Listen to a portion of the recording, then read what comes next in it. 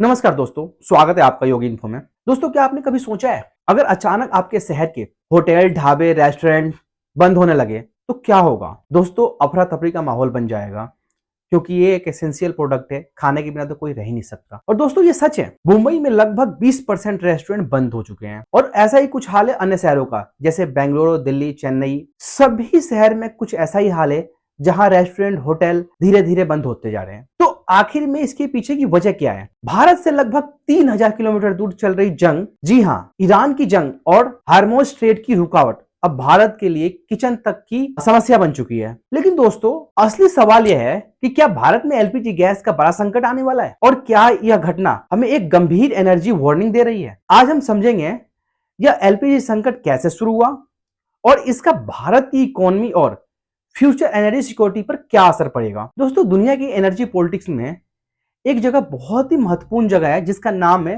हार्मोज straight. यह एक छोटा सा समुद्र रास्ता है, लेकिन दुनिया की एनर्जी सप्लाई की लाइफलाइन मानी जाती है। दोस्तों, आप लोग देख सकते हैं मैप पे हार्मोज स्ट्रेट कैसा एक छोटा सा रास्ता है। यह दुनिया के लगभग 20% तेल और गैस शिपमेंट इसी रास्ते से होकर गुजरते हैं। और भारत अपनी एलपीजी जरूरत का 60% से ज्यादा इंपोर्ट करता है। और सबसे बड़ी बात दोस्तों, उस इंपोर्ट का भी 85 से 90% हिस्सा हार्मोज स्ट्रेट से होकर गुजरता है। मतलब अगर यह रास्ता रुक गया तो असर सीधा भारत तक पहुंचेगा। और अभी वही हो रहा है दोस्तों। अचानक एलपीजी गैस की सप्लाई बाधित हो रही है। कॉमर्शियल गैस के लिए कॉमर्शियल गैस सिलेंडर जो है, इसके लिए सरकार एडवाइजरी जारी कर रही है और एक अफरा तफरी का माहौल होता जा रहा है। अब समझते हैं आखिर हुआ क्या। दोस्तों, मिडिल ईस्ट में ईरान से जुड़ा युद्ध बढ़ता ही जा रहा है। हार्मोज स्ट्रेट से आसपास शिपमेंट में जियोपॉलिटिकल डिस्टर्बेंस जारी है। दोस्तों, एलपीजी टैंकर मूवमेंट बहुत धीमा हो गया है क्योंकि ईरान सीधे धमकी दे रहा है कि कोई भी इस रास्ते से गुजरा तो उस पर हमला कर दिया जाएगा, उसको बर्बाद कर दिया जाएगा। पिछले कुछ दिनों में स्थिति बहुत तेजी से बिगड़ी है। 10 मार्च के आसपास दोस्तों, भारत में कॉमर्शियल एलपीजी सप्लाई बहुत बुरी तरह प्रभावित हुई। सबसे ज्यादा असर जो है कुछ गिने चुने शहरों पर पड़ा, जैसे मुंबई हो गया, बेंगलुरु हो गई, चेन्नई, दिल्ली, जयपुर। इन तमाम शहरों पे इसका असर देखने को मिला। साथ ही साथ दिल्ली, कोलकाता भी इसे अछूता नहीं रहे। तो दोस्तों, सवाल ये उठता है कि आखिर इतने बड़े स्तर पे एकदम से ये घटना कैसे हो गई? मुंबई में लगभग 20% होटल बंद कैसे हो गए? कई रेस्टोरेंट मेन्यू कम होते जा रहे हैं दोस्तों, यानी रेस्टोरेंट में मेन्यू ही कम कर दिया जा रहा है। दिल्ली हाई कोर्ट कैंटीन में खाना तक बंद कर दिया गया है। और ऐसे ही अनेकों समस्याएं उत्पन्न हो रही है इस एलपीजी संकट के कारण। तो दोस्तों, सवाल यह है कि अब इस पे सरकार क्या कह रही है? पूरे देश में घरेलू एलपीजी की कमी बहुत ही बड़ी समस्या है। तो सरकार का मानना है कि रिफाइनरी प्रोडक्शन बढ़ाया जाए और सरकार ने यही आदेश दिया है। सरकार ने 10% रिफाइनरी प्रोडक्शन और बढ़ा दिया है। एसेंशियल कमोडिटीज एक्ट लागू हो गया है और साथ ही साथ गैस की कालाबाजारी रोकने के लिए छापेमारी बड़े स्तर पर चालू है और एलपीजी ट्रकों की सुरक्षा भी की जा रही है सरकार के द्वारा। अब यह एक बहुत बड़ा हिडन जियोपॉलिटिकल एंगल है दोस्तों, जो समझना बहुत जरूरी है, जो ज्यादातर न्यूज चैनल बिल्कुल भी नहीं दिखा रहे।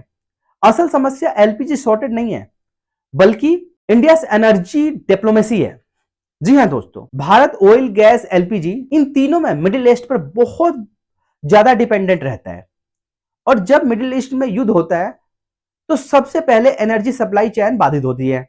और यही कारण है कि जब मिडिल ईस्ट में युद्ध होता है, एनर्जी पे इंपैक्ट पड़ता है तो सीधा स्टॉक मार्केट पे असर पड़ता है। वो स्टॉक मार्केट धड़ाम से गिर जाता है नीचे, जैसे कि अभी हो रहा है। डेली स्टॉक मार्केट गिर रहा है। जैसे आज सेंसेक्स 1300 पॉइंट गिर गया और साथ ही साथ निफ्टी 394 पॉइंट नीचे गिर गया।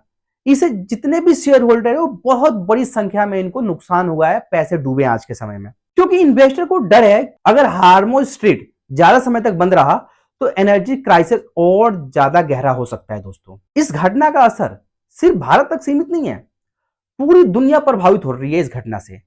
क्योंकि मिडिल ईस्ट से पूरी दुनिया को ऑयल जाता है, गैस जाता है और अन्य चीजें जाती हैं। जो हार्मोज स्ट्रीट है, इसी से लगभग 80 से 85% व्यापार होता है। ऑयल और गैस प्राइस पूरी दुनिया में बढ़ रहे हैं और साथ ही साथ भारत में इसका असर देखने को मिल रहा है। शिपमेंट रूट सरकार बदलने के बारे में सोच सकती है। एनर्जी इंपोर्टिंग कंट्रीज को भी इसे संकट का सामना करना पड़ रहा है, क्योंकि वो अपना जो भी एनर्जीज है, क्रूड ऑयल है, गैस है, ऑयल है, ये अपने जो बाहर कंट्री है उनके तक नहीं पहुंचा पा रहे हैं, तो उनके इकोनॉमी पर भी इसका बहुत बड़ा इंपैक्ट पड़ रहा है। साथ ही साथ इस युद्ध के कारण ग्लोबल इन्फ्लेशन रेट भी बढ़ती जा रही है। दोस्तों इतिहास बताता है कि जब भी मिडिल ईस्ट में कोई बहुत बड़ा युद्ध होता है तो पूरी दुनिया की इकोनॉमी हिल जाती है। अब दोस्तों सबसे महत्वपूर्ण सवाल है, भारत पर इसका क्या असर होगा। पहला बात करें फूड प्राइस।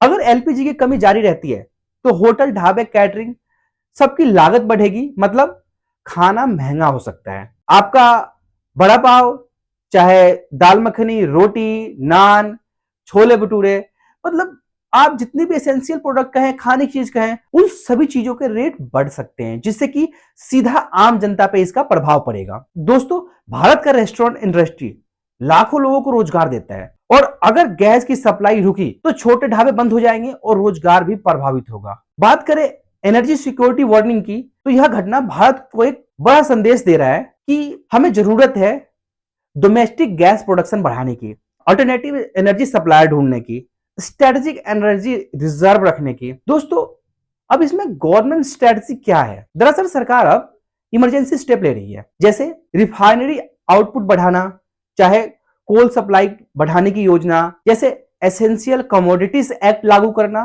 ताकि घरेलू गैस सप्लाई को प्रभावित होने से रोका जा सके। पूरे मामले को अगर 4 पॉइंट में समझे दोस्तों, तो जैसे मिडिल ईस्ट में युद्ध से हार्मोज स्ट्रेट शिपिंग प्रभावित हो रहा है, साथ ही साथ भारत की एलपीजी सप्लाई चेन डिस्टर्ब हुई है, होटल और रेस्टोरेंट में सबसे ज्यादा प्रभावित देखा जा रहा है, और सरकार इमरजेंसी स्टेप लेकर सप्लाई स्टेबलाइज करने की कोशिश जरूर कर रही है। यह एलपीजी संकट सिर्फ गैस की कमी की खबर के कारण नहीं है, यह एक वार्निंग सिग्नल है दोस्तों, क्योंकि जब भी दुनिया में जियोपॉलिटिक्स बदलती है तो उसका असर सीधे हमारे किचन तक आ पहुंचता है। और आने वाले समय में दोस्तों एनर्जी ही दुनिया की सबसे बड़ी जियोपॉलिटिकल पावर बनने वाली है। अब मैं आपसे एक सवाल पूछता हूं, क्या भारत को मिडिल ईस्ट पर एनर्जी डिपेंडेंसी कम करनी चाहिए, या यह संकट आने वाले बड़े एनर्जी वॉर का संकेत है?